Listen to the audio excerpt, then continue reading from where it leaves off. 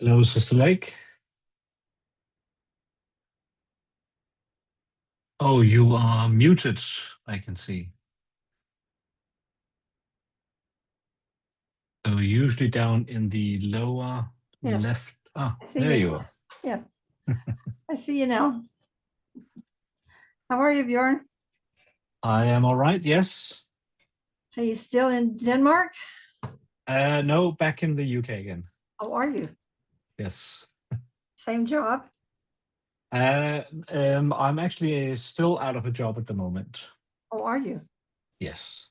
Are you close to, you're close to retirement, aren't you? I'm close to retirement. I can't quite make up my mind whether to retire or not. So, so I'm sort of semi-active in trying to find a new job, but Okay.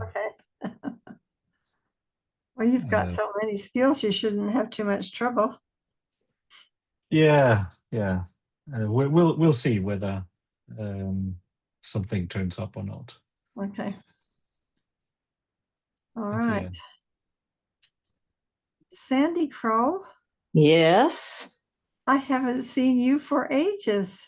Yeah. How are you? I'm doing well. That's good. How are you doing? I'm doing well, thank you. Good. Yeah. Glad you decided to join us. Hello, Marco. Hello. How are you today?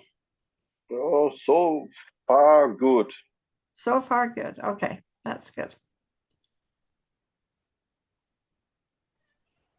Hello, Mark. Hi. It says here that you're Bruce. No, I'm not. You're Sister Lake, aren't you? I'm Sister Lake. We'd have a hard time getting Bruce on this Zoom meeting. I have a feeling. I would like to. I'd like I would to do love it. that. Yes. You know, I only had President Lake for 1 month, Oh, did you? and then I went home. Oh, okay.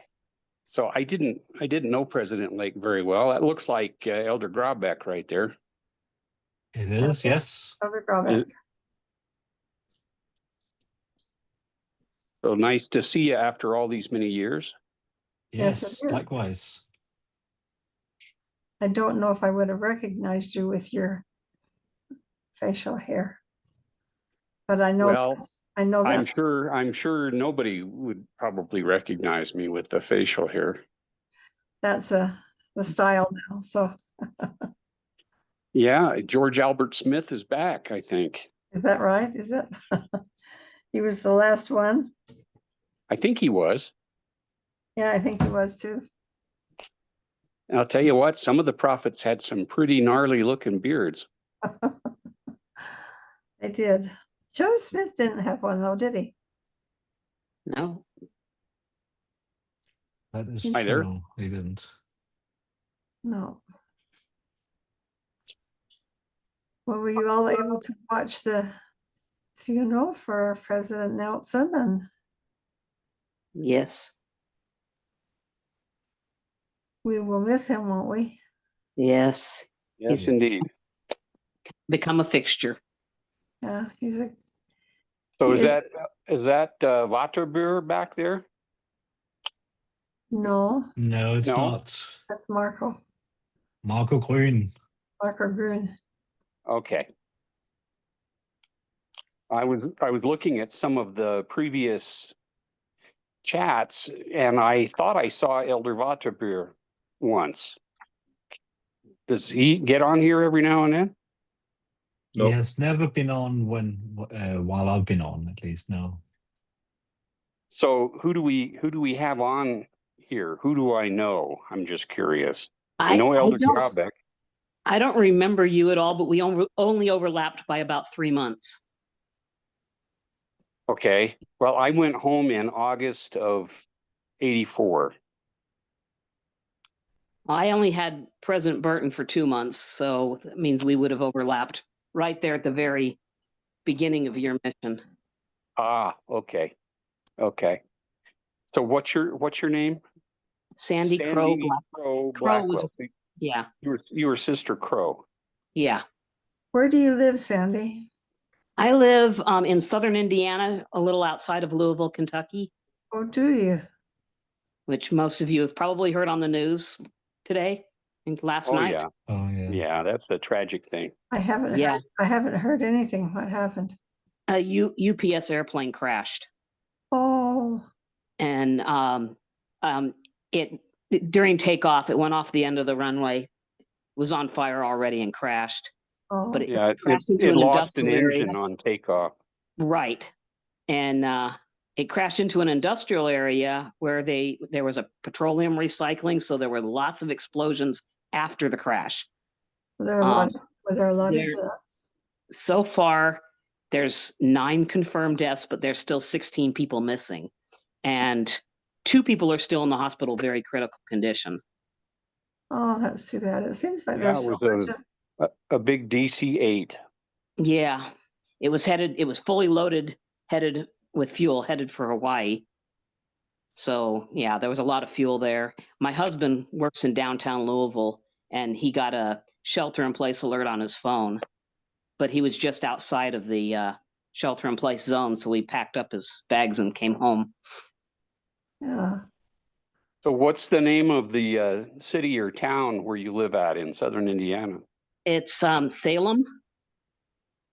Okay, so it's just So- outside of It's about an hour northwest of Louisville, or 45 minutes northwest of downtown Louisville. okay. Well, I've traveled all over Indiana. So Seemed like on there the was a- Indiana side of the river, Louisville's on the southern side. The Indiana side, there's New Albany, Right. Jeffersonville, and that's our stake, is New Albany. Okay. Isn't there a little town named Corydon down there? Yes, that's about a half hour due south of Salem on a Okay. country highway. Well, my great I might be missing a great grandpa Kelly grew up in Logansport. Was born in Okay. Logansport. Yeah. That's down on the river. That's a nice little town. Mm-hmm. Bruce and I So spent one summer in, hello, Aaron. Didn't mean to ignore you, by the way. Nice to see you. Bruce and I spent one summer in Fortville, Indiana. Do you know where that is? Fortville. Fortville. No. Wonder if that's up north, probably. It is up north. Okay. He was on active duty with the National Guard for a summer, and we stayed up there for the summer. It was the first time in my life that I had seen a cockroach. Yeah, they do exist here. It's actually just outside of Indianapolis. That's not that far north. Couple of hours. Oh, yeah. It's beautiful country back there. Yes. Well, the area Especially we live southern in. Indiana. Yeah, I was gonna say it's referred to as the hills of southern Indiana. We don't Mhm. have mountains here, but we do have some pretty sharp hills. They're not that tall, but you get pretty rugged and very green and forested. Uh-huh. Oh, Aaron, where are you at? You're usually working from home, but that doesn't look like home.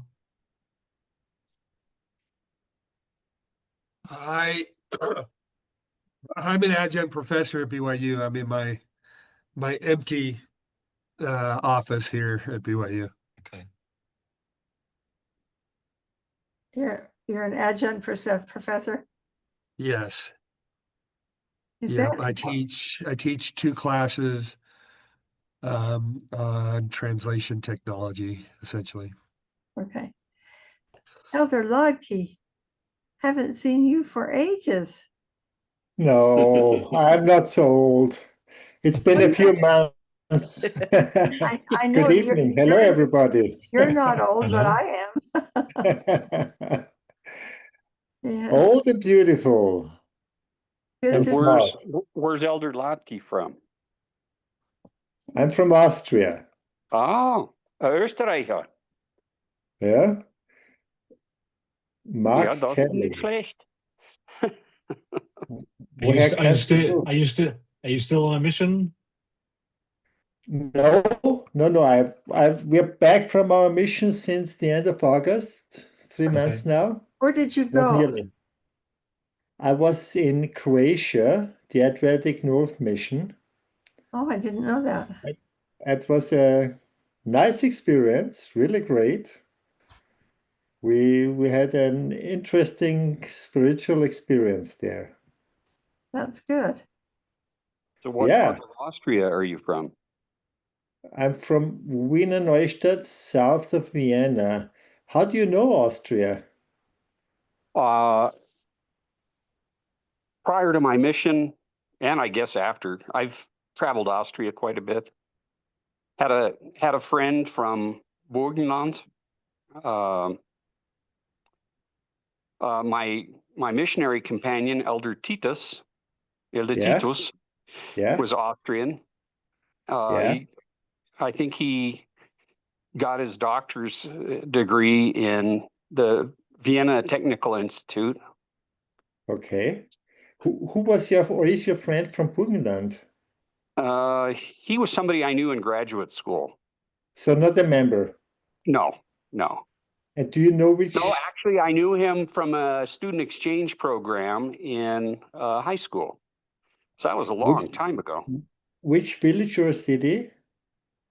Um, I don't recall now. Okay, I'm just I've been interested there. because I'm from Burgenland too. So Oh, really? yes,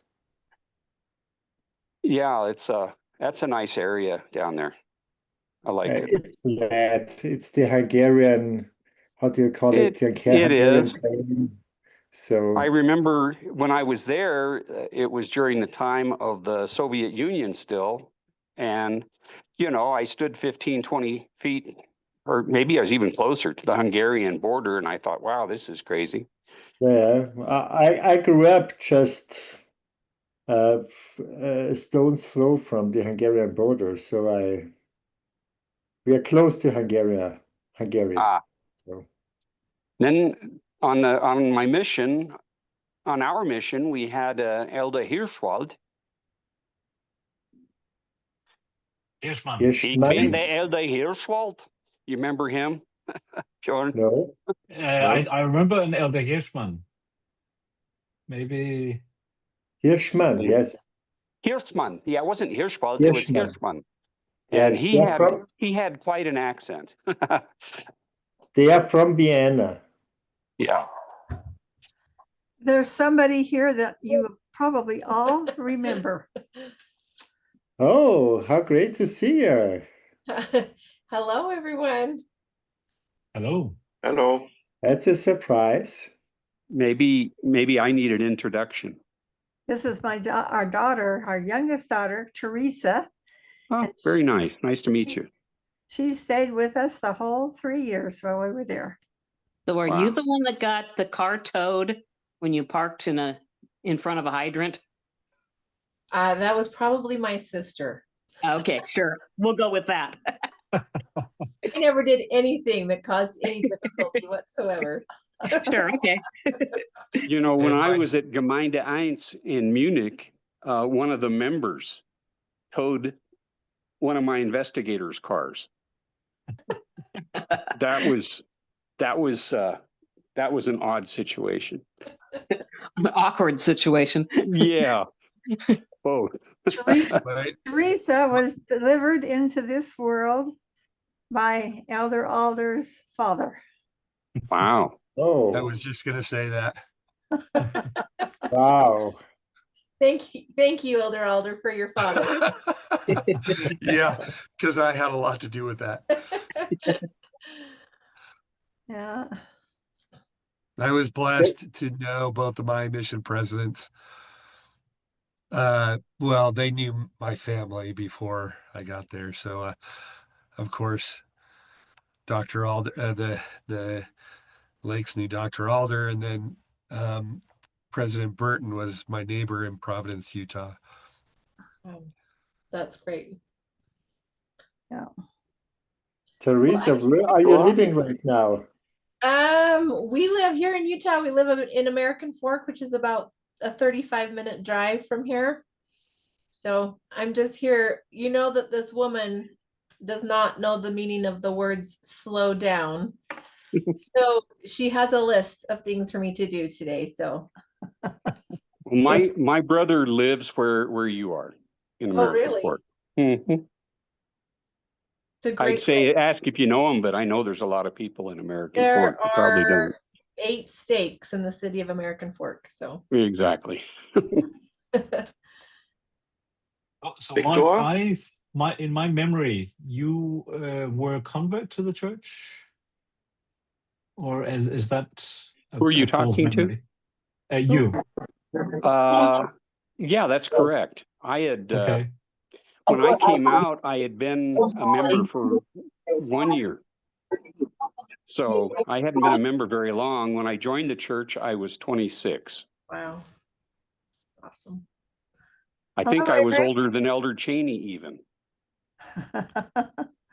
Hello, Eric. Remember him?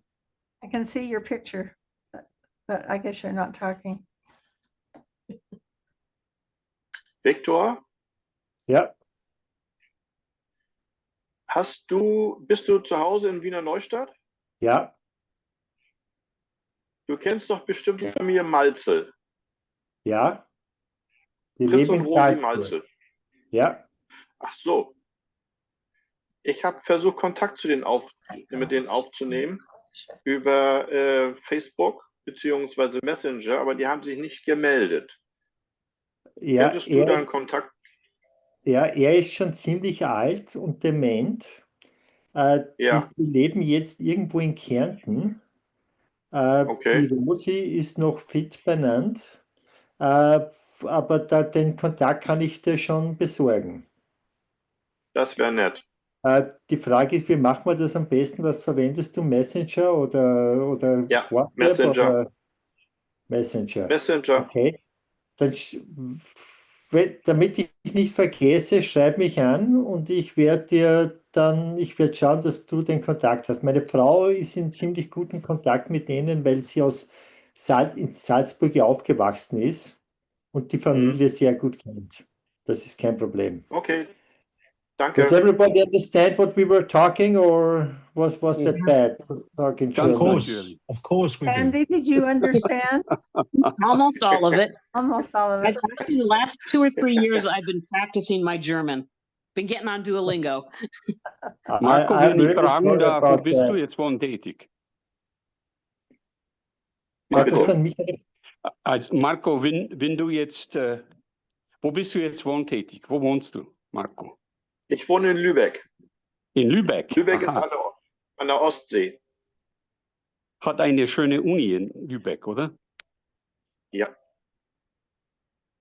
Theresa, verstehst du Deutsch? Theresa, do you speak German? Can you understand that? I'm understanding about 50%. My German has been replaced by Portuguese. I'm sorry. Why Portuguese? We served a mission in Brazil, my husband and I. Wow. Which mission? Curitiba South. Okay, my son was in Porto Alegre. Oh, yeah, that's south of our mission. Yeah, beautiful. Cold, beautiful. Teresa and her husband were mission leaders in Curitiba. Cool. Very nice. Hello, Cynthia. Hi, we got some guests here. Yes. Oh, what cute ones. Darling. They're fun. Yeah. Are you taking care of them today? Just for a little while. Uh-huh. Yeah. Well, that's fun.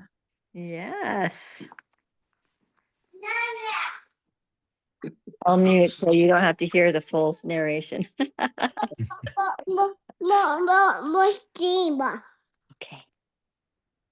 Do you remember all these people, Cynthia?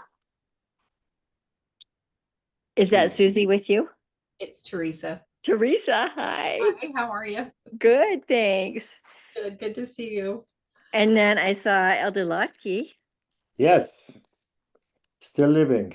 Yes, that's awesome. Did you finish your mission? Yes. I told them about 2 months ago. I'm sorry to I've missed that. Yeah, no, don't worry. So How long was your mission? How long were you on mission? 1.5 years. 1.5 years. 18 months. That's awesome. So are you going back to your medicine or are you done? No, I'm retired. Wow. I retired during my mission. Wow. And you're younger than I am, I think. How old are you? I'm 65. That's a good time to retire, I think, especially in medicine. So I turned 70 this month. No, you Ah, look like you're ready for did you really? On the 28th, I'll be 70. That is awesome. Wow, that's quite a milestone. Yeah, it is. I love your red shirt and your white beard. You look like you're ready to play Santa. You know, I've played Santa many times. That's so fun. ah. It's great. Bjorn, are things And good so in your Yeah. Cynthia, who are you? I'm not sure. my we've maiden met name is before. Smart. Cynthia Smart. I think I don't remember I think that we crossed. didn't we cross at some point? It seems like I remember an elder or a When did sister you arrive Smart. in the mission field, Cynthia? In February or March of '83. Oh yeah, and I got in April of '84. So what's your last name? Yeah. We were out at the same time for about 6 months. Kelly. Well, nice to meet you. Nice to meet you too. So actually, that means that we did not, Mark, we did not overlap. You were the other end of President Lake's time. I had President Lake for 1 month. Yeah. Oh wow. And I did that last month in Fürth in the American program. Yeah, I stayed about 2 to 3 months beyond President Lake's finishing. Oh, you did? So I was at the other end of his time. So most of you probably remember Inge Mosman. Oh, yes. She was in Gemeinde 1 and She was our wonderful cook. oh yes. Made the best. If you know, I remember had schnitzel, you know. She made the best I remember sauerkraut I've ever eaten. Oh yeah. Yeah, the Bavarian sauerkraut, and she made wonderful hot German potato salad too. Yeah. And also Sloppy Joe. Sloppy Joe. I never ate a sloppy Joe from her. No? But she did have those, huh? That's funny. But Is she still she living? always spoke. She loved President Dellenbaugh and she loved President Lake.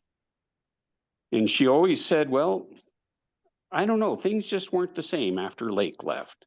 And it's probably a new member thing, but Yeah. because she loved all the mission presidents, I'm sure. Is she still living, you know? She died. She died about probably 15, 20 years ago. Oh, did she? But, you know, I had the honor of baptizing her on my mission as a greenie. Oh. And I actually stood in the font. I don't know if any of you remember Oma,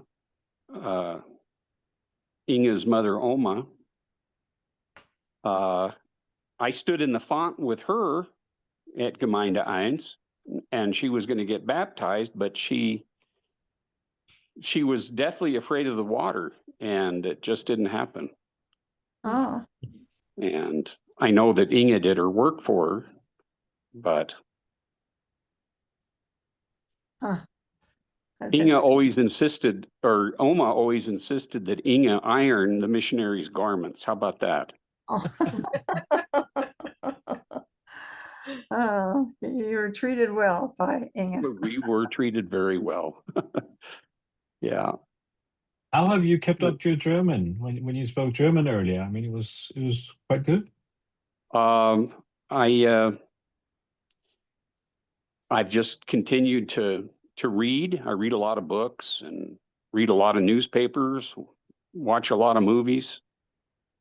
I've just continued to stay active with it, and I've been back and forth to Germany several times over the years.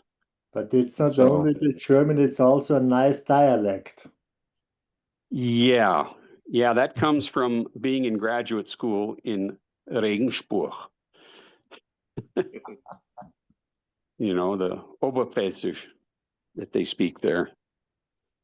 So, yeah, when I was in graduate school there, I made it a goal to completely immerse myself in German. I just didn't speak English at all.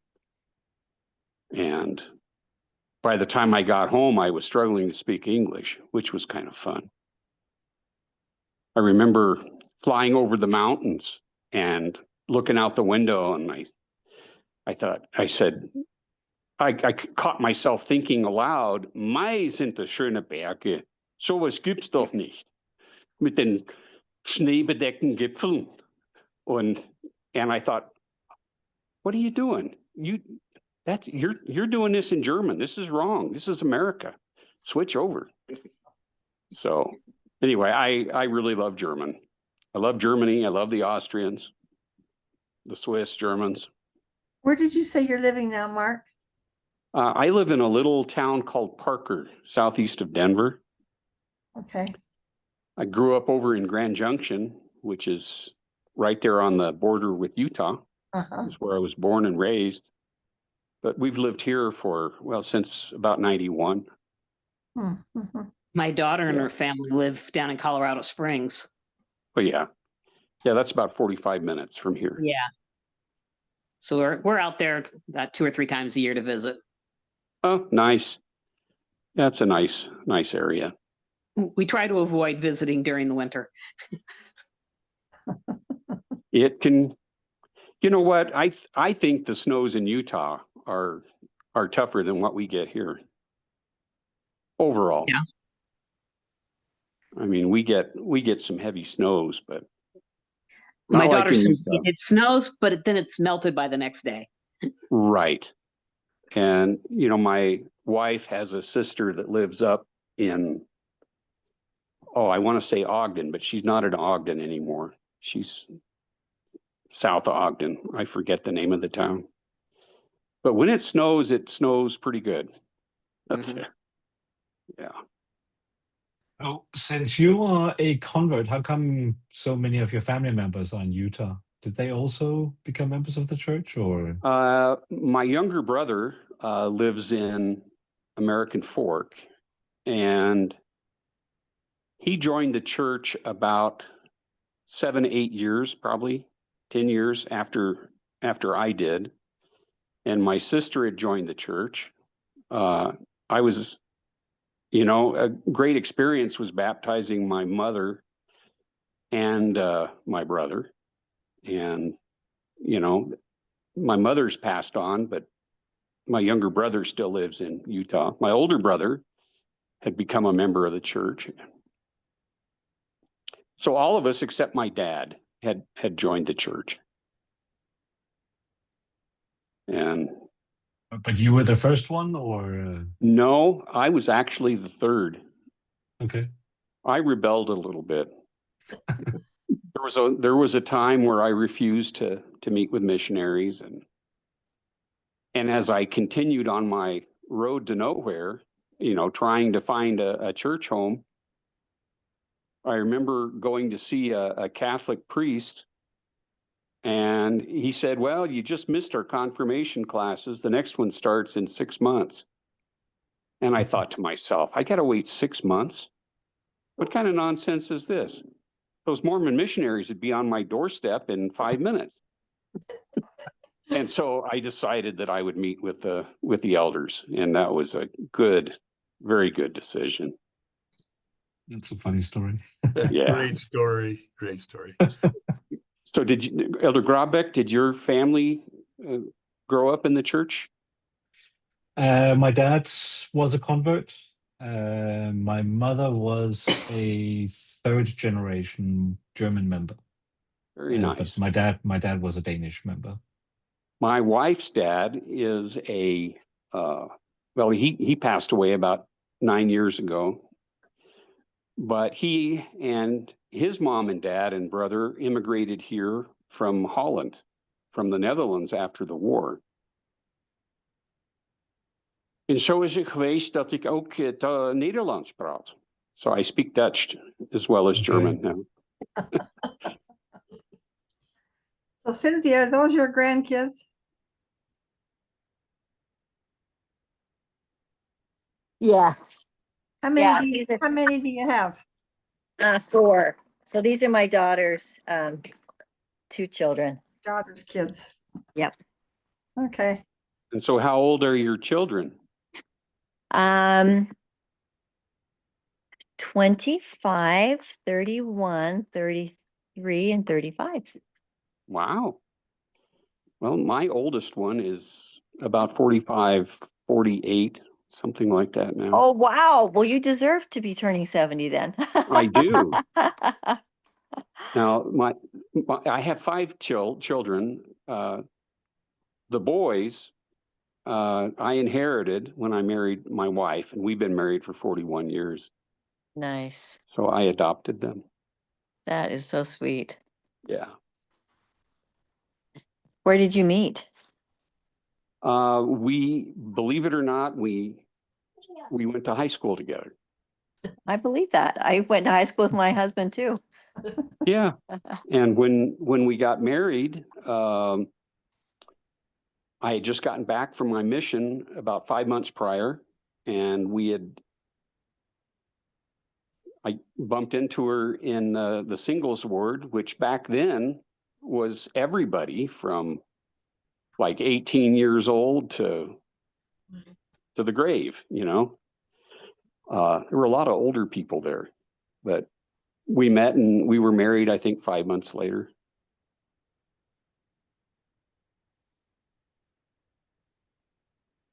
I vaguely recall being on an Austausch with you.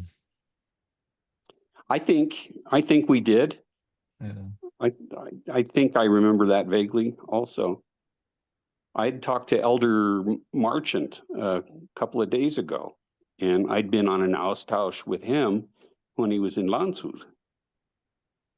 And I loved the Austausches. Those were the best things ever. Did you bought the Cuckoo's clock in Germany? Oh, you could see that, huh? Yeah, that's I bought that in Munich. I need to take it somewhere and get it fixed. It doesn't want to run anymore. I'm sure it just needs an adjustment to one of the cogs or something. But you know, it's a nice Kuckucksuhr. There's a little store in Salt Lake that kind of specializes in fixing those German things, you know? Yeah. Yeah, I'd Mount have to Olympus- find Mount one in Olympus Denver, Clock I Shop. guess. Yeah, exactly. But it has a little bunny rabbit on one side and a bird on the other. I assume that's some kind of Bavarian motif. And there's a Jagdhorn of some kind, and a couple of shotguns and a deer's head up here. When we changed out of daylight saving time the other day, they had something on television about that clock shop here, and it's said that it takes them a whole day, well, more than a whole day to change their clocks in their clock shop. You know, I remember in Munich going through customs with that clock, and it was still in the box. And the customs official said, also, können Sie das jetzt bitte rausholen? And I said, you know, I don't think I can get that out of the box. I can get it out of the box. The question is, will I ever be able to put it all back in? You know, it has a lot of parts. And he just looked at me and smiled and said, "Ah." I brought one home too from Munich. Yeah, did you? That and the post horn. My mom asked me. My mom actually, a member of our ward paid for her to fly out and meet me, and we traveled Nice. around for a couple of weeks. And my mom said, "What do you want?" And I I knew I wanted a cuckoo clock, but the other thing I really wanted was a post horn because I was a trumpet player. I'll be darned. Those are the two things I brought home. That's great. We probably bought this clock in the same store. It was Probably. I don't think it was too far from Marienplatz.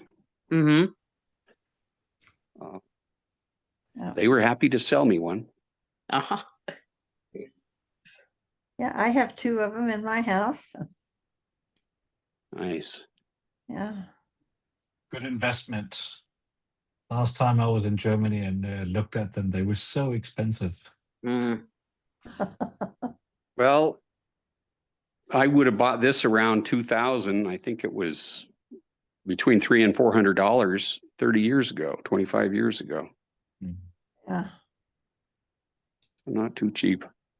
No. You know, about all I know about Denmark, Bjorn, is that you guys know how to bake cookies. Definitely, yes. You guys And are master bakers. I have to say sorry to anyone who here, but I know all the Americans love the German bakeries, but the Danish bakeries are actually a bit better. Yeah. You know, I've learned to bake bread, and you know, I do a lot of artisan bread baking, and I remember looking for a broodschneidemachine, a bread slicer, and I ended up buying a German one. But you know, the Dutch are famous for a bread machine. Mm.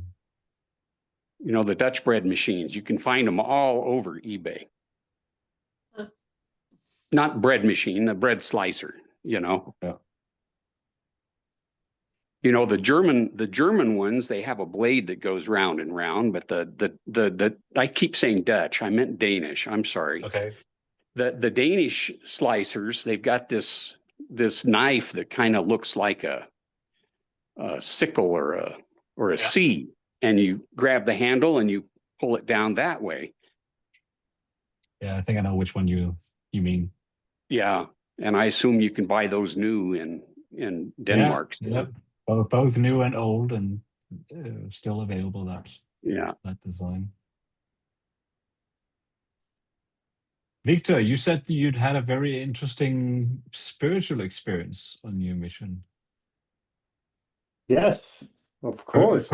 Personal, or something you can want to share? Oh, well, there were, of course, some specific experiences, but the whole mission was a spiritual adventure, and we really enjoyed it. So it was an MLS mission, so member and leadership support, and we were stationed in the northeastern part of Croatia in a little city called Osijek, with about 10 members in church on Sunday.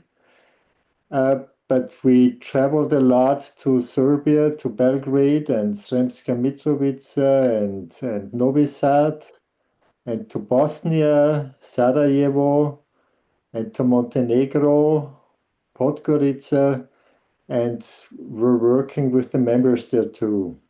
So we really, the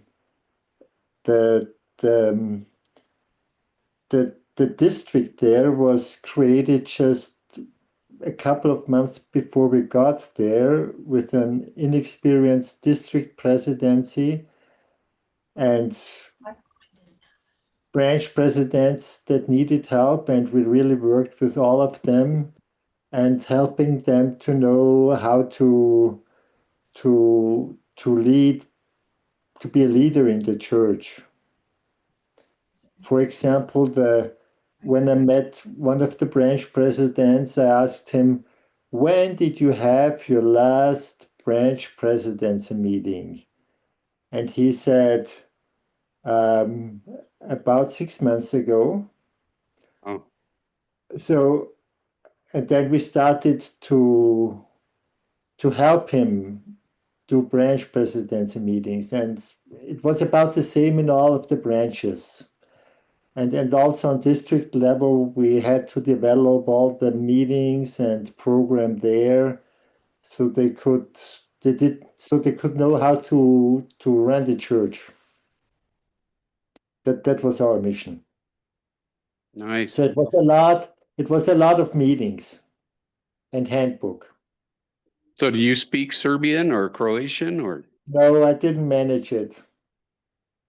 It's a pity because all my family are Croatian, actually. You know, Austria, the eastern part of Austria, there are some Croatians.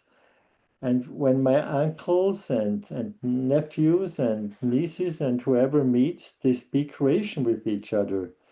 But I don't speak it because I grew up in a German-speaking village. So your name is actually pronounced Hladki? Yes, but that's not Croatian, that's Czech. Uh-huh. But it's a ch sound, right?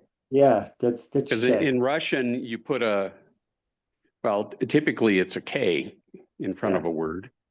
The correct pronunciation would be Hladki. Yeah. So I finally understood a lot of Croatian, but I didn't even try to speak it. A lot of the American missionaries, the senior missionaries, try to speak Croatian and conduct some of the meetings, or at least part of it in Croatian, but I never tried to do that. Is it as hard as Russian to learn? Yeah, it's about the same.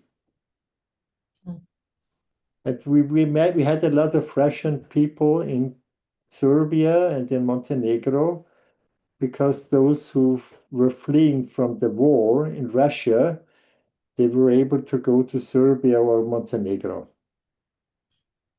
Well, I also speak Russian and have been in Ukraine once, and I was in Russia twice. And, you know, there's a lot of good people in Eastern Europe. Yeah, they're great guys. Yeah. So the people in Croatia and Serbia are very nice and friendly. It's very easy to be friends with them. So it was Did you wonderful. ever make it to Montenegro? Yes, of course. It's funny because Montenegro was really far away. One time we even flew in to go to church there. Wow. It's a 2 days trip with the car to go there from where we lived. So we really had it. It was not easy to go to church there, but we managed it. Well, I remember going to church in Kiev, and, you know, they had a nice little place to meet in. I don't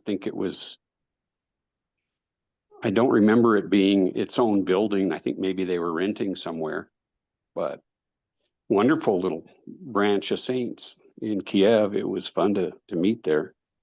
It's interesting for us because here in Austria, in our ward in Austria, we have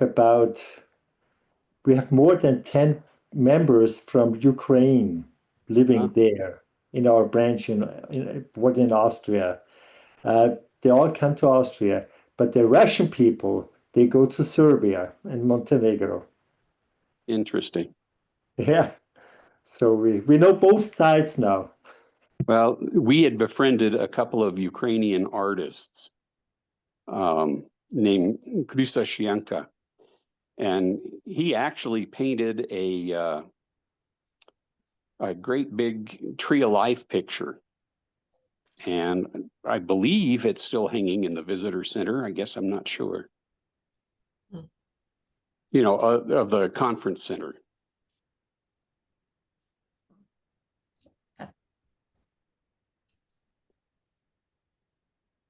Mark, what did you do for a career? I had a career in commercial broadcasting. So way back in high school, I had started on air, and I worked at radio several radio stations, including Denver, Salt Lake, and Las Vegas. And then the last half of my career, I ventured off into sales, and I worked in affiliate sales for a radio network. And so it's a broadcast background. What was it that you taught, or not taught, but what's your degree in school? Are you asking me?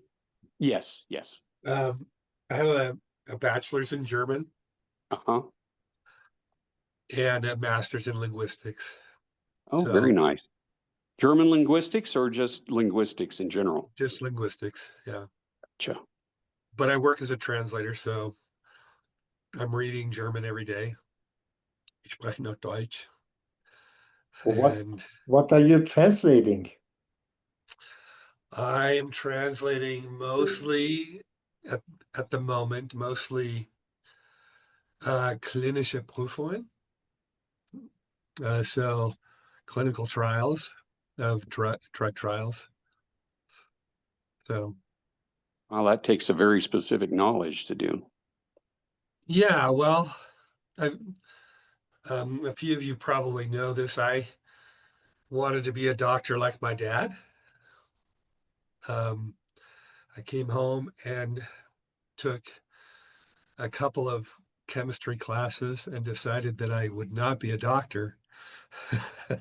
But I still enjoy and am fascinated with medicine.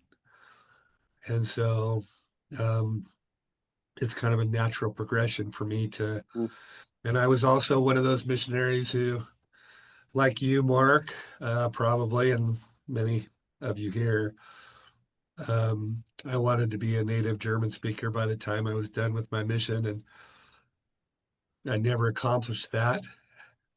Still have not accomplished that. But I'll bet you don't give yourself enough credit.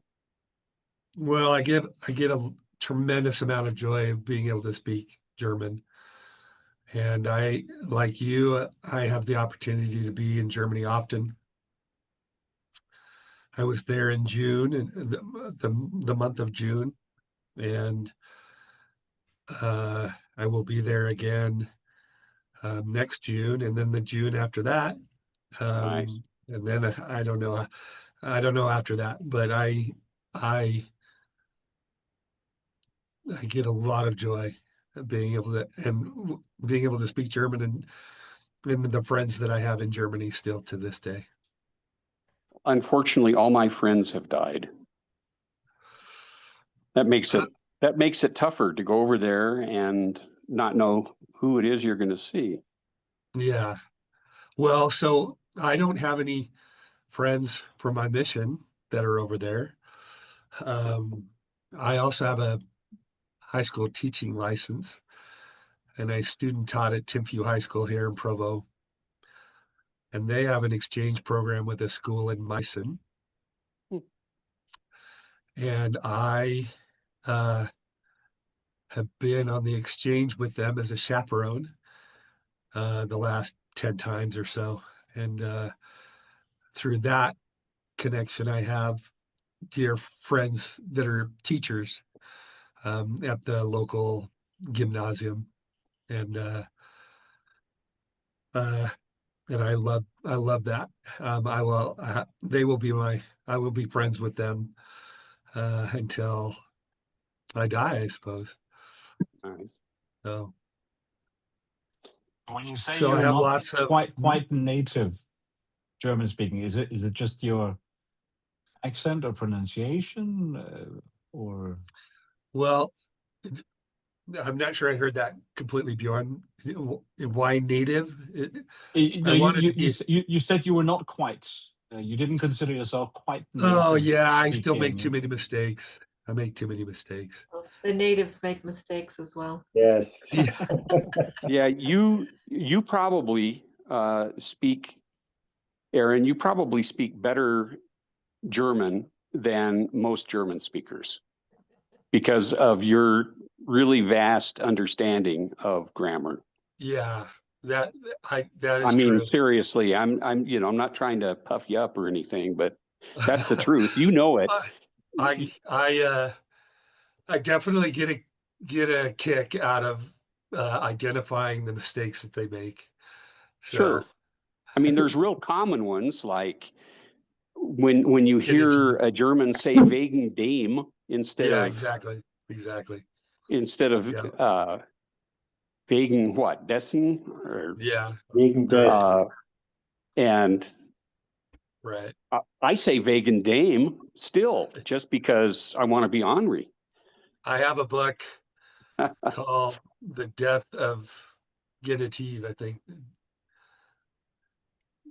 Yeah. Yeah. Anyway, it's in German. That a German gave to me. So yeah, they What's make it mistakes. called? The Der Death Tod of des Genitive. Genitiv. Yeah. What is it? Der Tod des Genitiv. Yeah, genau. Oh, okay. Yeah. Well, that's So not dying out anytime soon. Yeah. I hate Yeah. to interrupt you, but I have to leave. I have another appointment. So it's been just great to be here with you. And to Elder Ludke, you haven't been with us before, I don't think. Oh, And yes.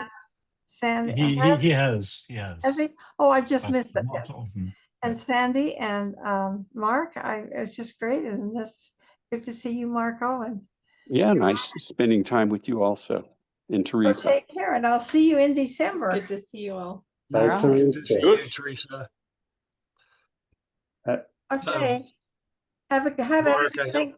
have a happy Thanksgiving, everybody that You too. Yes. God bless. celebrates it. Aaron, do you Mark, know? Sorry, oh, go just ahead, go Rick. on. I just wanted to ask, do you know Steve and Susan Alder? They were senior missionaries with us.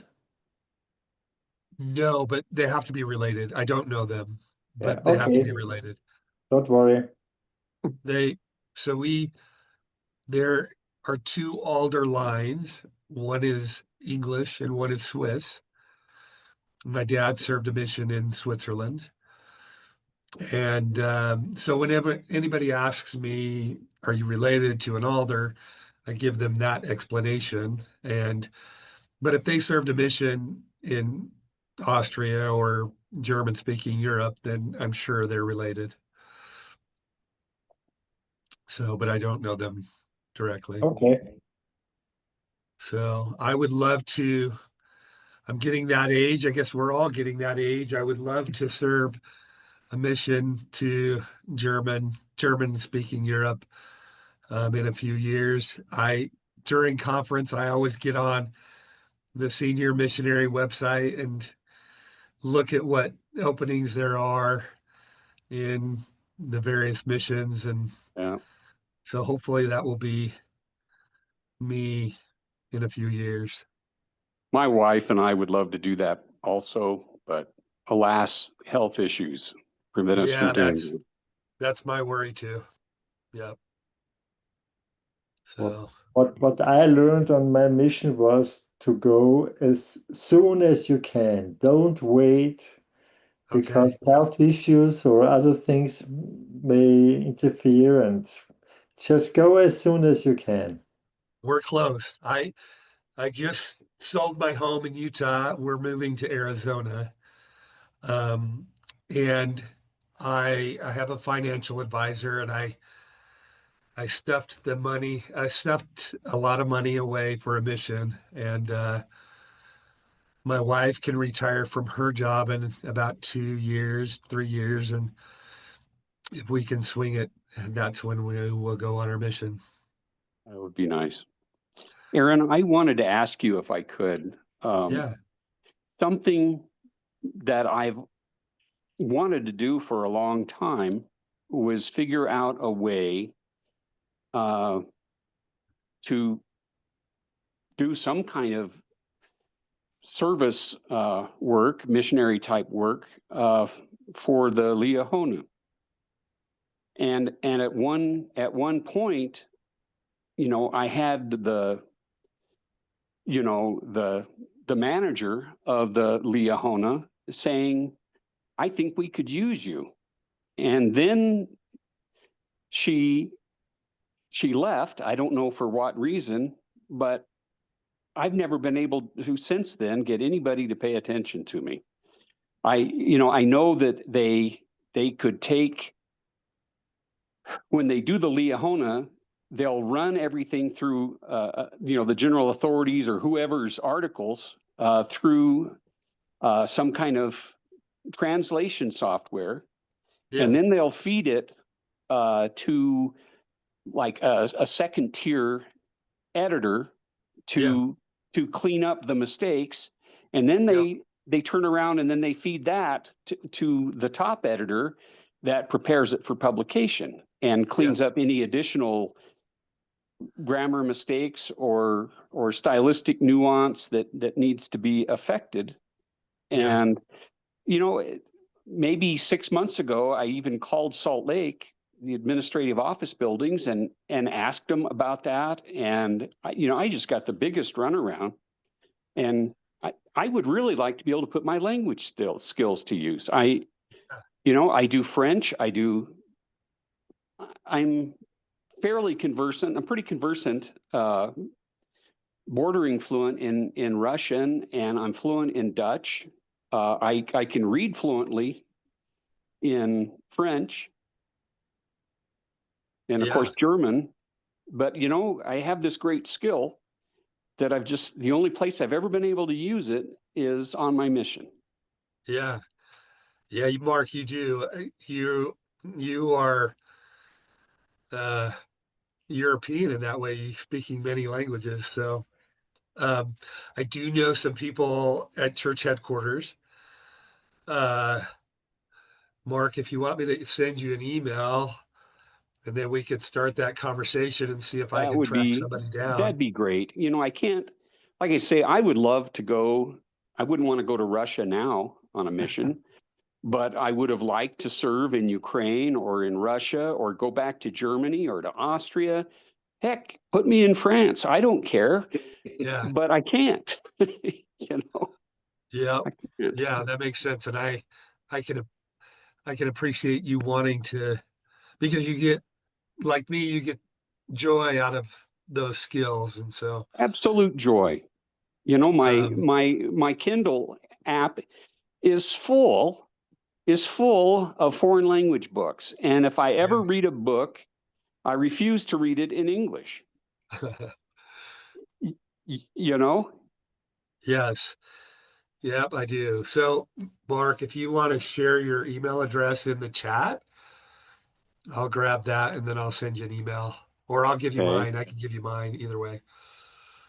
Yeah. Mine, I can just tell you, it's Radio Mark, like radio and Mark, Mark at Comcast.net. Okay. Ja, I'll send you Und an ich email. würde wirklich ganz gerne von dir hören. Okay. Das wäre ganz toll. Ja, auf jeden Fall. Yeah. Okay. All right. Sounds good. Yeah. And I hope, Mark, I hope you get on this more. I haven't been on for a couple of months because I've been doing things and moving and whatever else, but and you, the Latke, and everyone, I definitely love to see you. I didn't serve with all of you, but I do remember you, Eller Latke, and Bjorn. I also remember you, and it's fun to get on here. So I hope you all continue to do that. And Marco is a regular every month, and I appreciate it. This is my first time on ever. I'd never seen a Dellenbaugh group, which I would relate to. Well, see, that's not really true, because obviously there was a lot of overlap with missionaries with Lake also. I just didn't serve under Lake, really. Yeah. Yeah, well, you're welcome here for sure. And thank you. Eric does a great job of keeping, Eric and Bjorn in particular, do a great job of keeping us going. And I really, really, really enjoy it. So I hope to see you all regularly. So I should probably go. So Mark, I'll send you an email and we'll start that conversation. It was good to see everyone. Yeah, I look forward to that. All right. See ya. Bye-bye, everybody. Bye. So Elder Grabeck, I remember on your mission, you were quiet Yes, I still and am. and conservative, and When you say conservative, how do you mean I conservative? just mean in your demeanor. You know, Okay. you were very soft spoken and a very loving guy. And I just wanted to say you haven't changed. You still have all Yeah. those wonderful qualities. Thank you. Yeah. Yeah, I do recall. I think were you AP at one point, or I was at the end of my mission, okay. as that's usually the case. I was in the office for, well, I was a zone leader for about 5 months, and then an AP for 5 months, and then a zone leader for another 3 months in the Okay. American program. And or maybe Yeah, it was just a couple. I don't remember. As I said, I do remember an Austausch, but I don't remember whether it was when you were zone leader or AP. I'm guessing probably would have been when you were maybe zone while I leader. was an AP, because it probably would have Okay. been in Munich, right? What areas No, did you serve in? it wasn't in Munich. No? I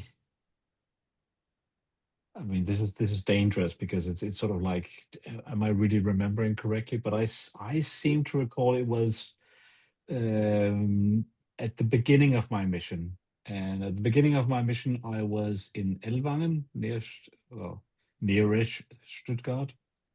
And later on, I was after Ellwangen. What was the Ellwangen, I was first in area again? Ellwangen. Ellwangen. And So before, that's over by and after Stuttgart, that, is it? it's sort of north. Without looking at a map, if I recall, it's northeast of Stuttgart. Okay. About an hour's train drive, if I recall. So did you get to know Frau Stirner? I didn't know. I was never in Stuttgart itself. Because she was in Wendlingen, and she hosted the apartment there for the elders. Yeah. They lived in an attic way up in the top of the house. In the Stuttgart area, as I said, you can't even really call Ellwangen Stuttgart area. It's too far from that. But I was later in my mission, much later.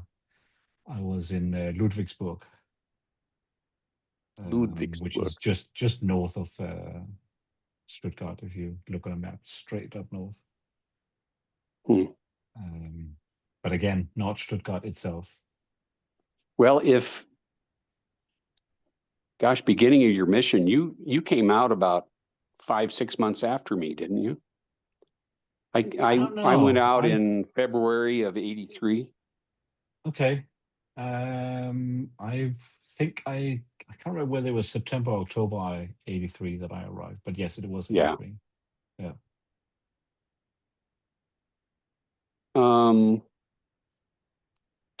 Were you ever in the Rosenheim district? No. Huh. Well, actually, the district's obviously changed. I was in Innsbruck at one point, but that was definitely during the Lake era. So that would have been after you left. Did we? Okay. I remember being in Innsbruck once or twice for baptismal interviews. Yeah. No, that was definitely several months into the Lake presidency. Interesting. I think during the Dellenbach era, I was, as I said, Ellwangen. I was in Neumarkt, east of Nuremberg.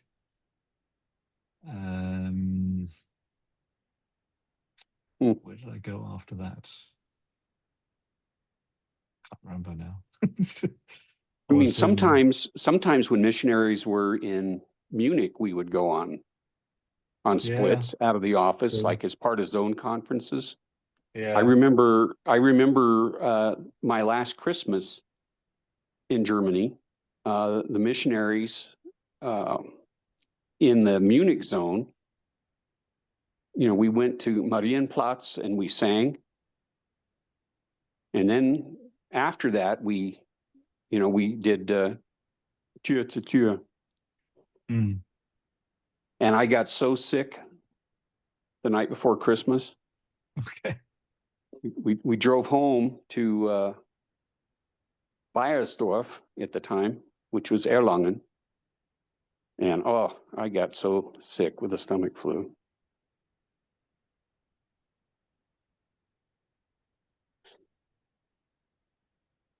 Latki, I think I remember where my friend Gerhard Petzowitz was from, and I think it was Neumarkt.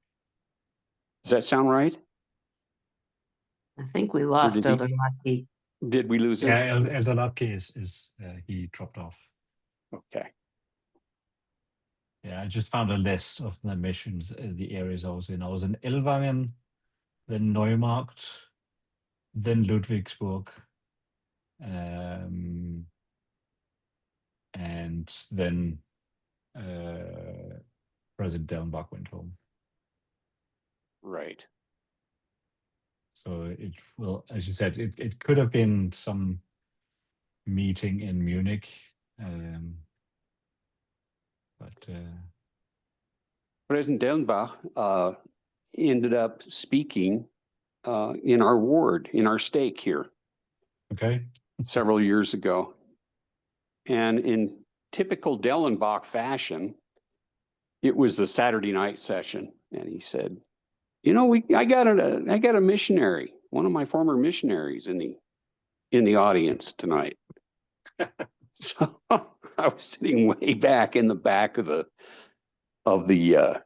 gym of the cultural hall. And he called my wife and me up to bear our testimonies. And that was fun.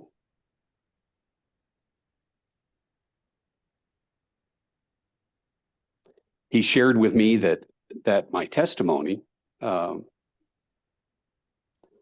ended up helping an older brother, like 25, 26, 27, to make the decision to go on his mission, because I talked about how I was the old man of the mission and chose to serve.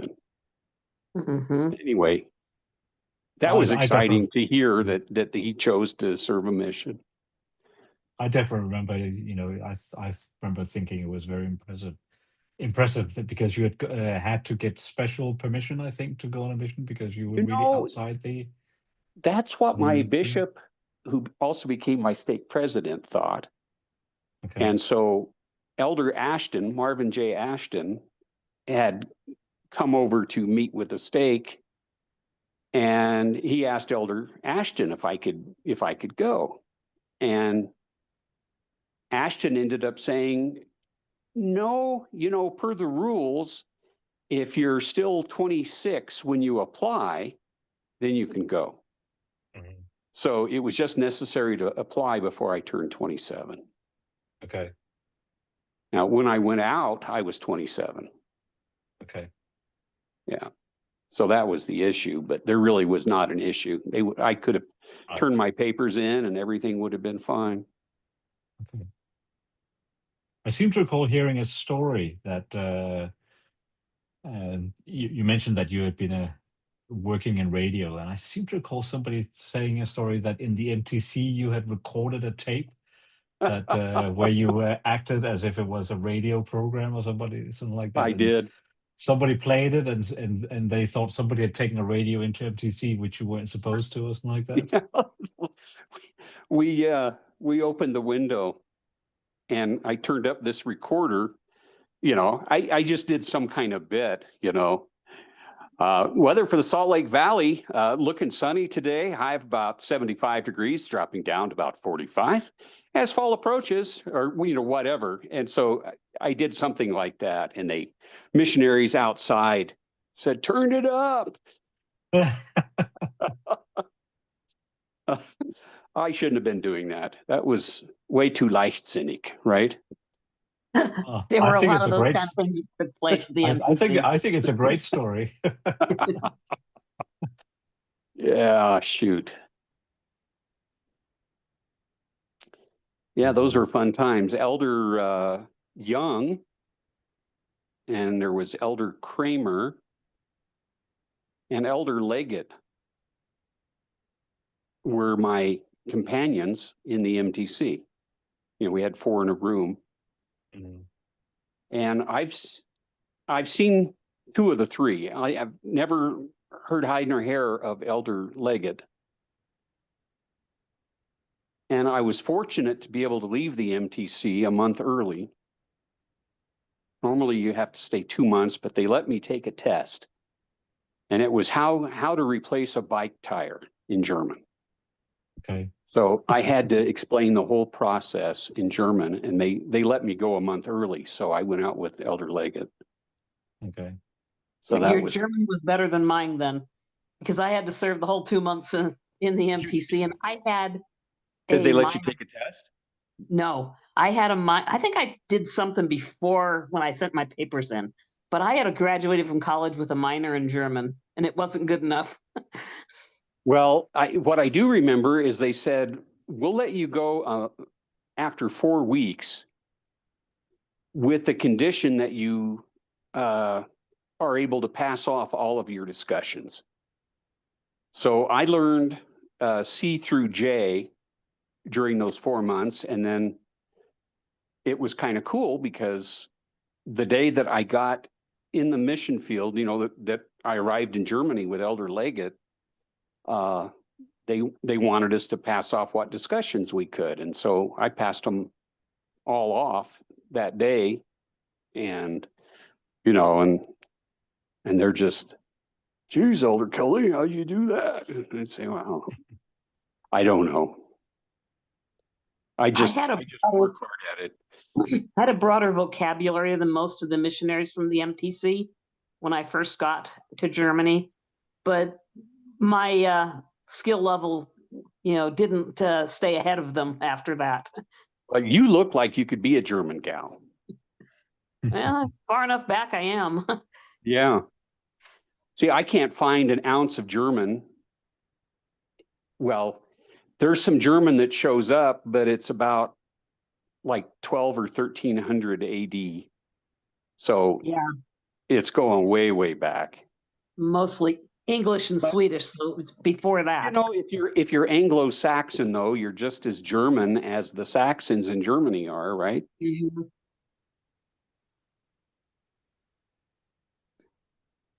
In my case, my mother was German. I went to a German school the first 4 years of school as a kid in Copenhagen. I used to go to family on summer holidays. So my German wasn't perfect, but it was pretty good. And I was I'll bet it was. I was sent straight. I was sent straight into the mission field. No MTC. Really? Wow. Yeah. So Lucky I had you. to. Well, yes and no. I wish they'd done that for me. Just sent me straight over. Yeah. I mean, It's for me, okay. I came from a small branch where we hadn't had much missionary success. And I felt coming out into the mission field that those who came from the MTC, they were sort of riding on a spiritual high. And I was sort of building it up as I came into the mission field. I'll tell you, I've thought about learning Danish. Uh-huh. I still speak some Swedish. I never get a chance to use it, so my Swedish isn't very good anymore. But I know once upon a time, I guess Denmark ruled all of Scandinavia with the exception of Finland. Yep. The Kalmar Union. And I'm sure it'd be fun to learn Danish. Yeah. I guess the Norwegians understand Danish better than the Swedes. Is that right? Yeah, and the same goes for us Danes. Norwegian is easier for us to understand than Yeah. I mean, Norwegian is very easy for us to understand, whereas Swedish we have to listen more carefully. Ja. Jag har glömt så mycket. Yeah. Well, I can understand that. I've forgotten so much. Yeah. Yeah. Well, it was great meeting with all of you. I seeing you again, Björn. And is it Marco? Mm-hmm. Yeah. We didn't really talk very much. Maybe next Mar- time. Ja, hätte mir auf Marco is jeden more Fall quiet große than I Freude am. bereitet, mit dir auch zu sprechen. Good.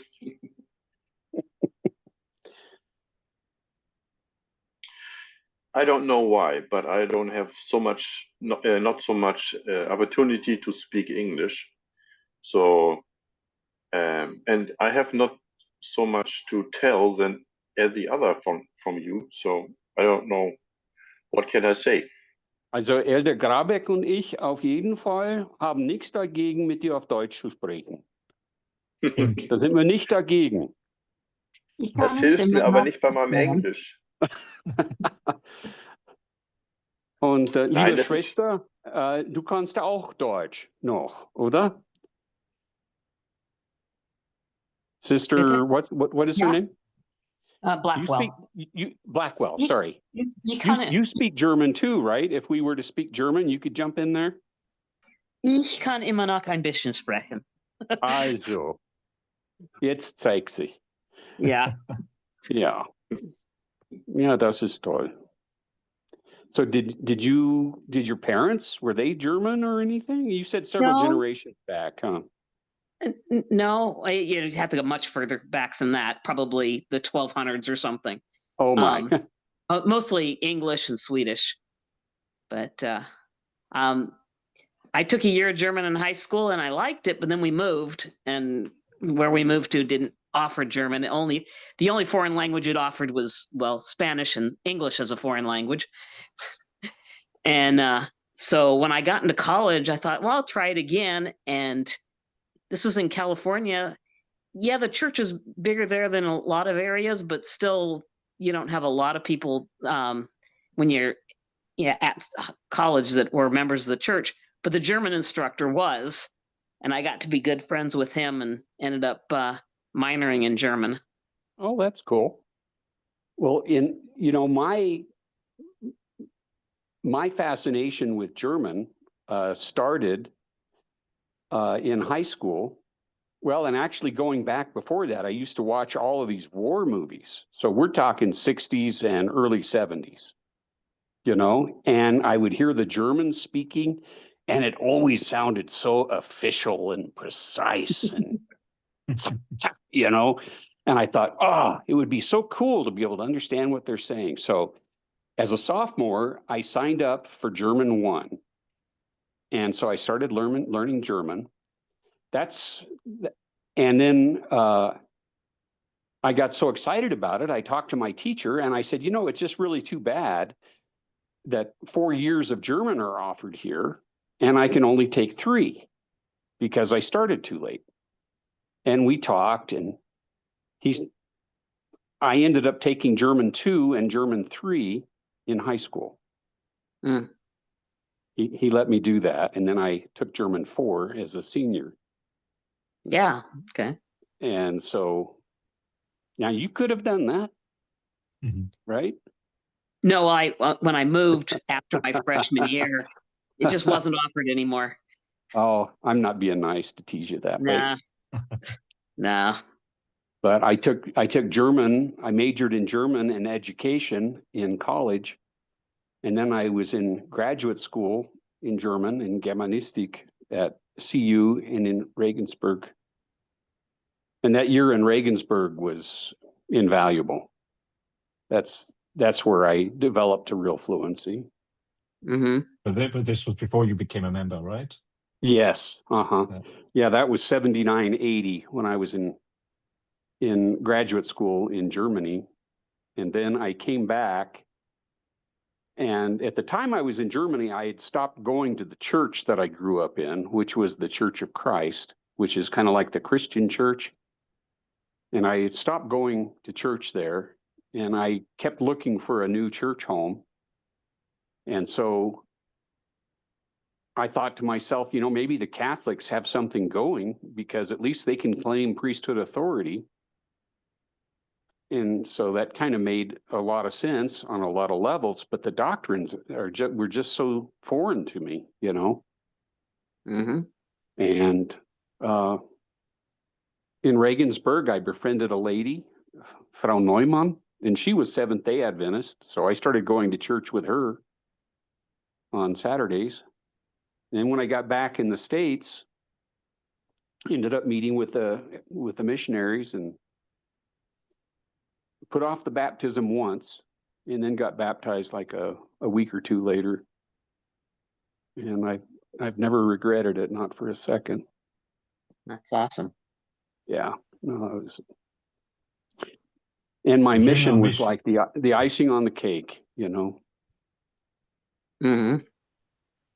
During our mission, I actually served in Regensburg for a couple of months. Oh, you did? Yeah. When I was in, There were no I missionaries think I when we was in first the came. office, and we stopped in Regensburg once, Uh-huh. and we actually went to church. And I remember that the where they met was Domplatz. across from the dome, Mhm. in a little, gosh, it had to be a medieval space, It was on top, Mm. on the driving school, right? That I don't remember. But I remember that they were medieval buildings. I know that. Mm. If it wasn't as old as the dome was, it was certainly borderline, But it has a Wasn't- big balcony. You're saying the church did? Hmm. The room where the church was abgehalten. So Or it was or off they to the met. side. Yeah, it was off to the side. I remember it was a very small meeting space, and there were only like maybe 7 or 8 members present. Yeah, it was a very, very small branch. But it was really ironic to have lived in Regensburg for a year and to be so familiar with the dome, and then actually go to church right across from there. Yeah. It was amazing.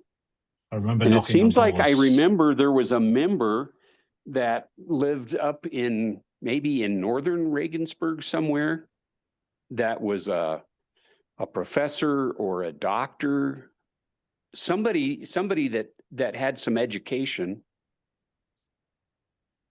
and was a professional of some kind. And he was baptized, and then it seemed like he became bishop or something, or became branch president, and infused a lot of energy and new blood into the program there. Does that sound familiar at all? No, not to me. So I went. When did I go to Regensburg? I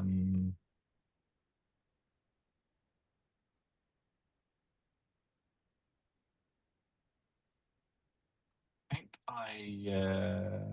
I'm just scrolling through my list here. It would have been, I was in Regensburg, I think February 85, maybe. Okay. Well, you weren't one of the missionaries there at the time. No, that I was there. In fact, I remember. No, maybe I was there earlier because it had been reopened for missionaries. Exactly. Most of my some- mission, it was closed and they had just Yeah. reopened it. That's right. So I think I was. I think maybe I was missionary number 3 or 4 after it had been reopened. Hmm. And at that time, there was a German member who was an officer in the army, in the Bundeswehr. Mm-hmm. His wife wasn't a member, or maybe she had just become member. Or maybe she became a member while I was there. I don't recall exactly, but he had been member for a while. Was a very, very committed member. There was an older couple, originally from Ostpreußen, I think, and then after the war, or during the war, just at the end, towards the end of the war, they had been refugees. That was like Frau Neumann. She was originally from Pommern. Okay. So you're saying that was the one who that he was the That might have member been who I'm trying to think of. I must admit, I just never remember knew that was he an officer? No, in the he was Bundeswehr? retired. He was retired. The branch president when I was there. So an older member. So I don't know if it was the same or not. But as I said, one of his counselors, he was an officer in the Bundeswehr. So did you ever make it up to Neutraubling? Ist das für dich ein Begriff? No, I don't think so. There used to be, during the war, there was a Messerschmitt Fabrik there. Okay. And I had a very, very good friend that I had met in graduate school from Neutraubling. And we drove up there and I gave him a Book of Mormon. Okay. So I have to leave. Okay. Also es war schön, mit dir sprechen zu können, obwohl das vielleicht ein bisschen zu wenig war. Vielleicht das nächste Mal können wir es noch schaffen, gell? Gerne. Also macht's gut. Ja, Tschüss. mach's besser. Tschüss. Tschüss. Und nächstes Mal wird es Dezember sein und am Weihnachten. So elder, shoot. What's the name of the elder or former elder that used to, he was on mission with me that organizes these things? Eric Rogers. Rogers, yeah. Yeah. He and I went on an Austausch together in Bamberg. Okay. Yeah. Yeah, I think I came up to Bamberg on a P day and met with the missionaries there. Yeah, I remember the missionaries back then talking about one set of missionaries that had met with the Archbishop of Bamberg. Okay. And I thought, wow, how'd that go? Well, he was nice, but it didn't go real well. Yeah. I remember in Rosenheim, that was one of my areas, was Rosenheim. I've served in Rosenheim. You did? Yes. Get out of here. Yeah. I'll bet we know a lot of the same people. My memory of people has been horrible. I obviously didn't write down enough in my journal. President Schönwald was the branch president. Schönwald. I remember when I was there, ultimately we taught Helga Grassel. You remember Helga? I'm not remembering any numbers. In the end, the sisters were she was baptized. I was able to baptize her later in my mission. You were there? Did you still have the apartment that was attached to a lady's house? And you actually, it was just 2 rooms, and then you had to go out. And it had a fancy bathtub. Yes, in the middle of a big bathroom. That's all I remember was this bathtub that was like had blue tile. And it was also like her laundry room. You kind of were sharing We had the apartment before that. Okay. And when the apartment I was in was closed, they closed it because the mission President Dellenbaugh wanted to put sisters in Rosenheim. Uh-huh. And so that apartment was closed, and then the one that you were in was opened. Right. And I remember I must have been AP at the time, going there just to check things out. And a lovely, lovely place. Yeah. I mean, what I remember of my old apartment in Rosenheim is the toilet seat was broken. Yes. The lid itself broke into two parts. Oh, it was that place was a disaster. Yeah. But you know, called it home for I think 5 months. Yep. And all right. And then I don't know if you remember Gertrude Ramsel. Oh man, name sounds familiar, but I'm having trouble remembering people. I was able to baptize her, my companion and I, while she was there. And then there was a Susanne Schwenk that we baptized. And I heard that she didn't stay active very long, but that was Susanne Schwenk. And I didn't baptize Frau Williams. There was a Sister Williams there, and she had married an American. But we, when I served in Rosenheim, we actually tracted her out and taught her first couple of discussions.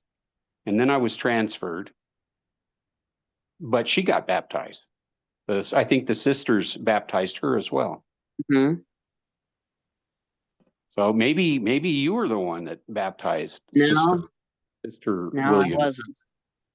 Because when it was towards the end of my mission when I was there, so it would have been in 87. I see. Yeah. Well, you know, it's quite amazing because we ended up having 5 baptisms in Rosenheim. That's quite amazing, actually. You know, I look back at it and I go, wow, the Lord must have had something to do with that, because I definitely couldn't have done that on my own. It was pretty amazing. Elder Grabeck, if you talk about highlights, well, I don't know if you'd call it a highlight. Maybe it was a low light. Is Elder Grabeck still here? I'm still here, yes. Yeah. My companion and I ended up tracting out a brothel. Okay. How's that for a once. missionary experience?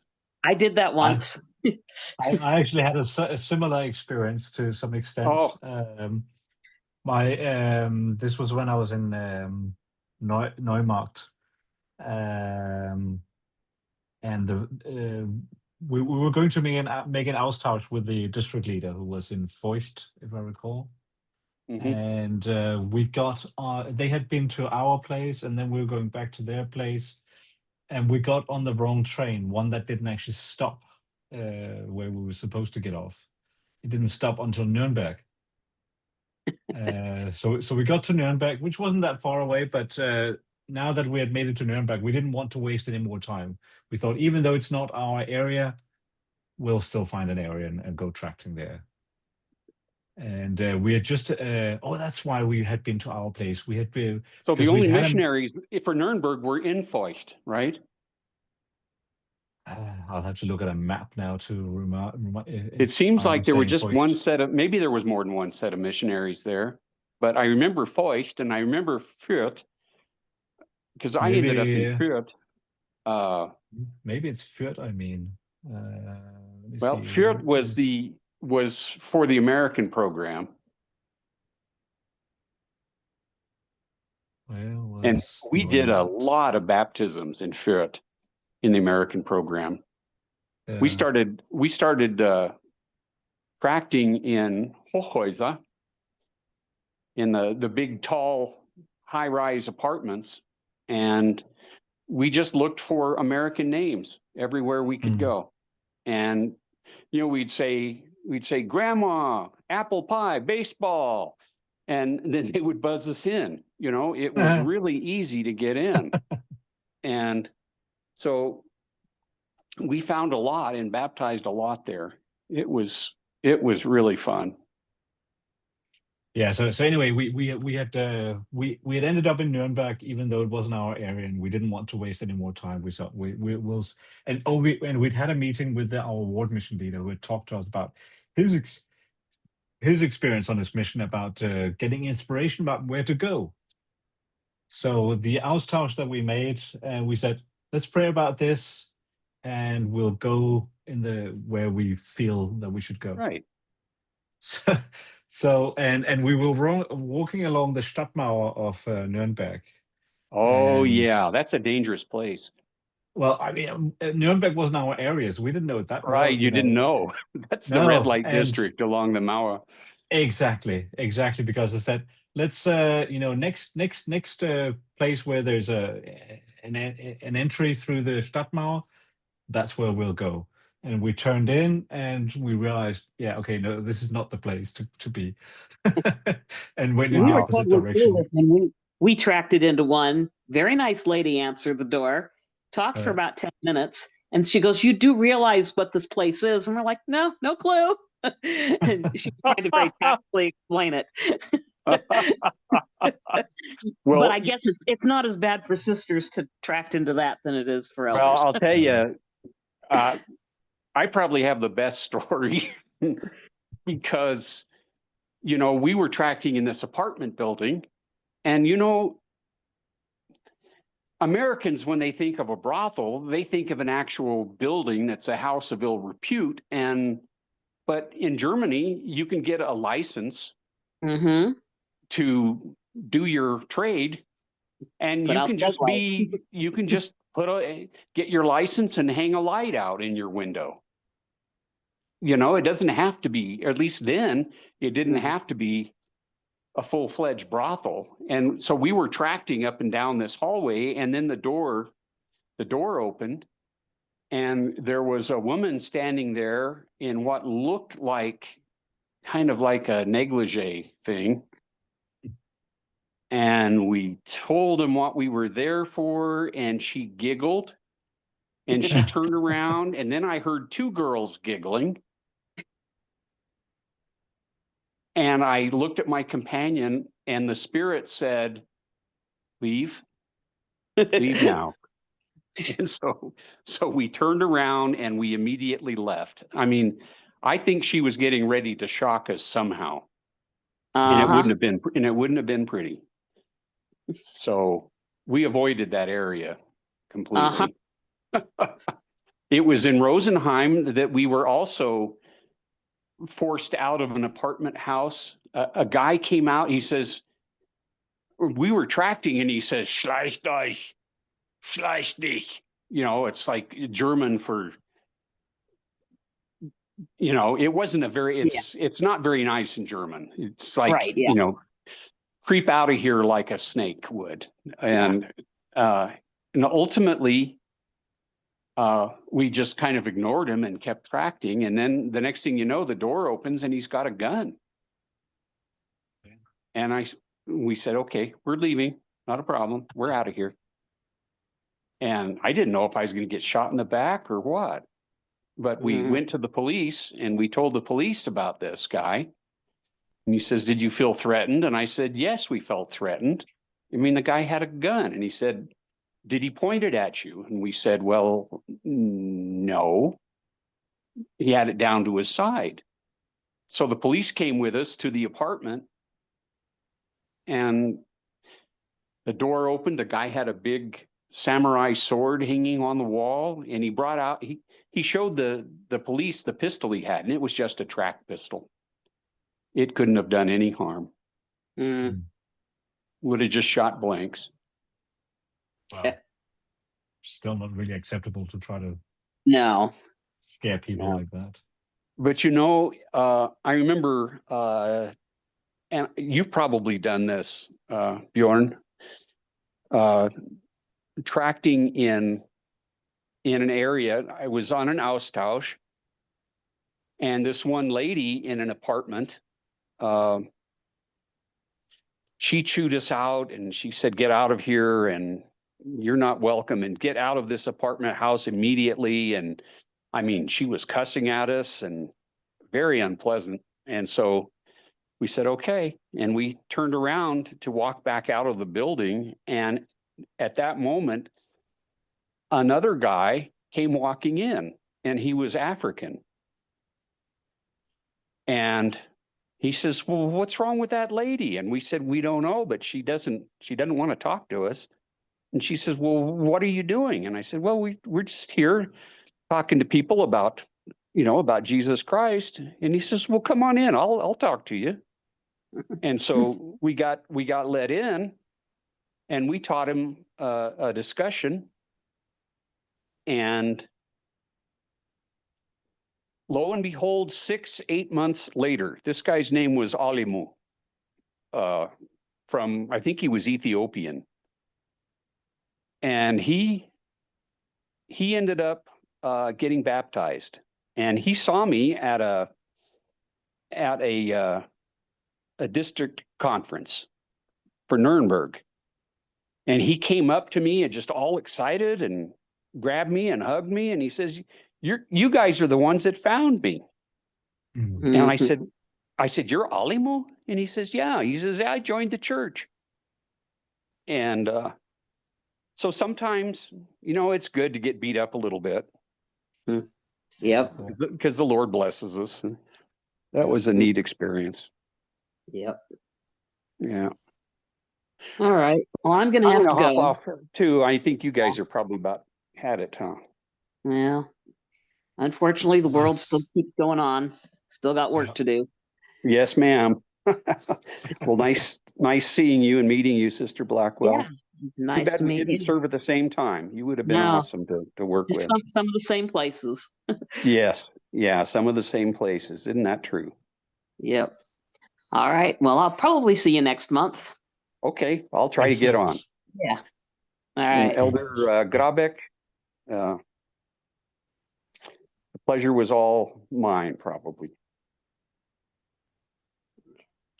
I enjoy these sessions with all of you. So, Where are you living in Denmark? I'll have to look. well, I actually don't live in Denmark anymore. You don't? No. Well, I live in the UK nowadays. No kidding. Where in the UK? West of London, but for 40 miles from London, I think we are. What's 45. the name of the village that you're in, or the town? So I'm south. The nearest larger town is called Reading, spelt just like reading, but pronounced Like Reading. Reading, Pennsylvania. Yep. Now, I've So- been reading all of the things that are going on in England right now. It's not a good time. So things such as, Well, just, the whole issues involving all the illegals that are there, and how that has stirred up so much trouble. yeah, it's It's like definitely something that people Whitehall. If you go in Whitehall in London, yeah, and you look at the streets, there's just garbage and trash, because the residents there, which are mostly Muslim, and this is just what I've seen online, don't respect their community, is what I've been reading. okay. And then there was a huge march that was in London, I don't know, 3 or 4 weeks ago, maybe. Yeah, there was a march with a right-wing guy. Are you talking about Nigel Farage? Or are you talking No, about the guy called actual right? A guy called Tommy Robinson, or something like that. Oh, okay. He's from the Conservative Party, I think. No, he's No? he's just a rebel rouser. Because person. I've actually been watching Nigel Farage quite a Mhm. bit, and he's with the Reform Party. Yeah. And I guess at some point the king said some political things, which kings don't normally do anymore. He hasn't said anything.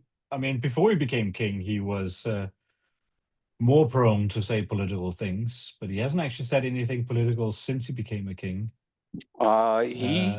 You might do a Google search. He Uh-huh. had said some things regarding Keir Starmer and the direction that the country is headed. Supposedly, Keir Starmer had said some things that sounded like potential attacks on the crown. Not anything I've heard about. Oh, I see it every day here. Yeah, we see pretty bad things about America over here. Well, I'm sure that's true. Right here in America, there's a lot of people that say bad things about America. So Trump isn't the most popular guy with a lot of people, that's for sure. No. I mean, the economy is not doing great, but other than that, things are not bad here. It's true that there is a lot of talk about the illegal immigrants. In percentage terms, it's a very, very small number. I think it's like you guys have about 1 million illegals, or no, I don't maybe know it how was many. a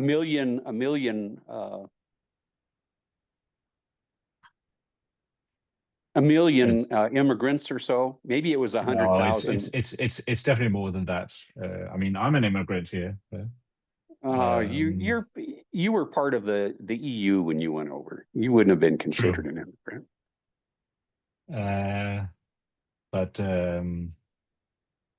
I mean, well, what is it? I think in actual numerical terms, if I recall, the people that are coming over on boats across the channel, I think it's something like 50,000 a year, which is the grand scheme of things.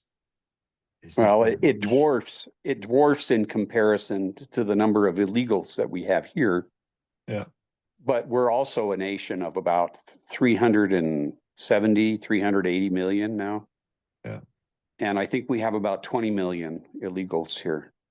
Yeah. I mean, President Biden just opened the border and let everybody in completely unvetted. It was a bad thing that he did.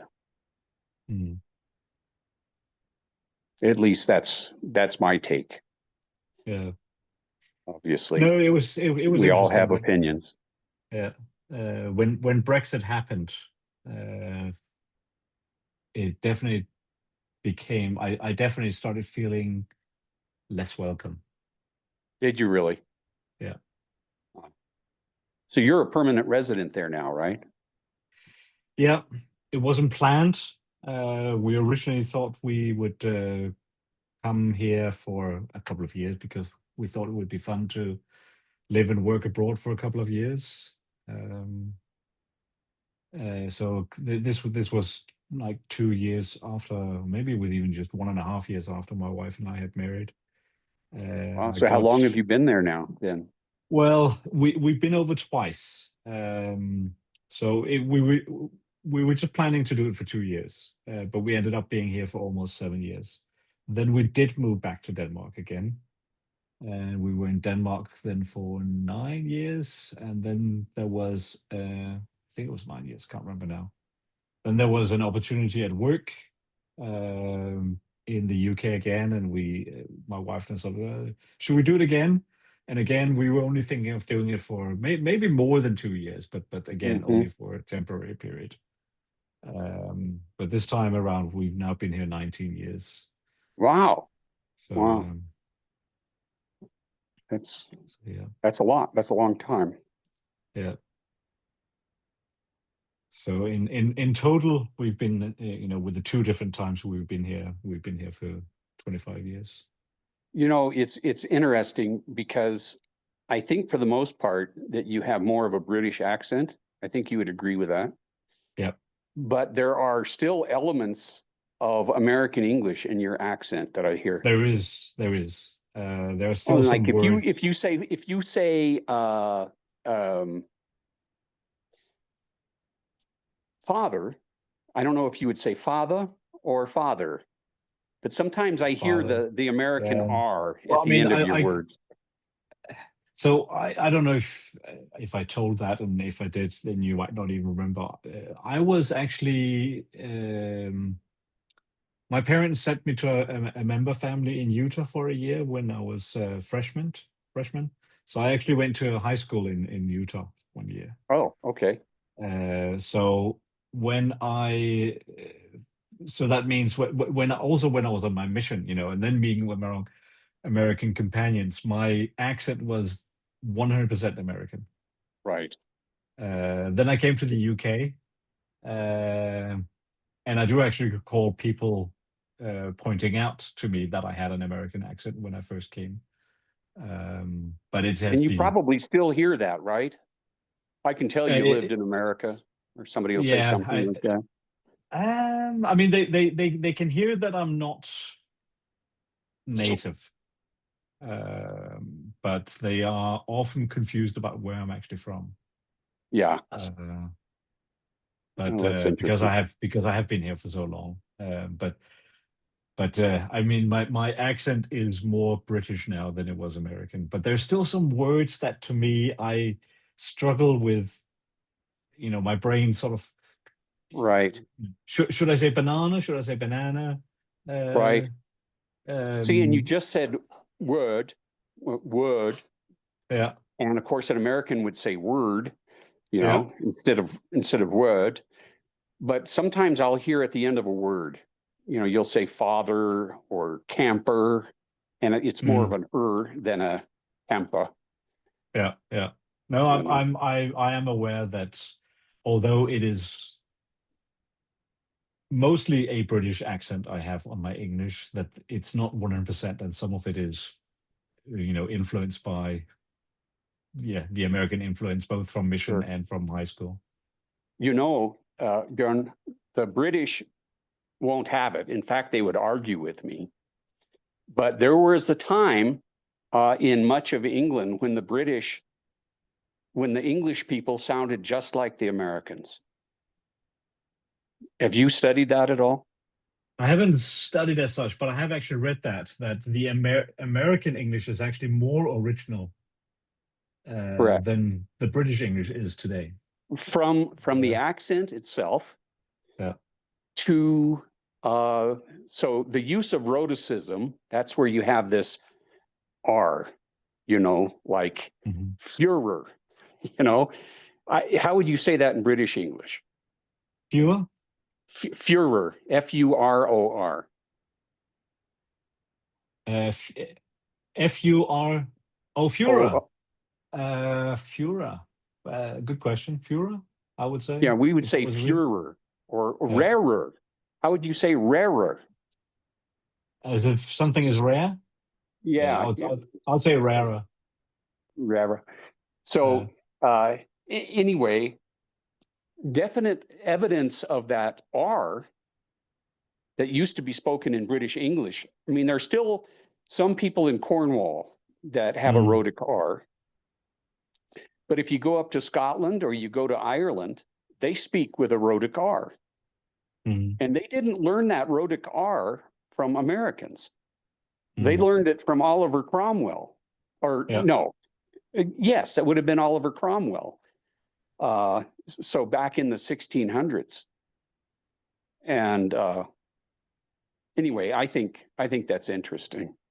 Yeah, I mean, I as I said, I'm not a linguist. I haven't really studied things, but I am interested in the world around me, and I did read this just a few years ago. I found out that actually the American English is more closer to what English used to be than what British Well, English is. and So even from the grammar, yeah, the Americans use the subjunctive more than the British do. The it's also subjunctive, interesting what you said about the Irish, because we did actually. I had a contract at one point where we spent 4 months in Ireland, in Dublin, and one of the members of the ward that we attended there, I thought he was American, but he was really, Irish. isn't that funny? See, those were my ancestors, were the Irish. Yeah. But we'll say in English or in American English, for example,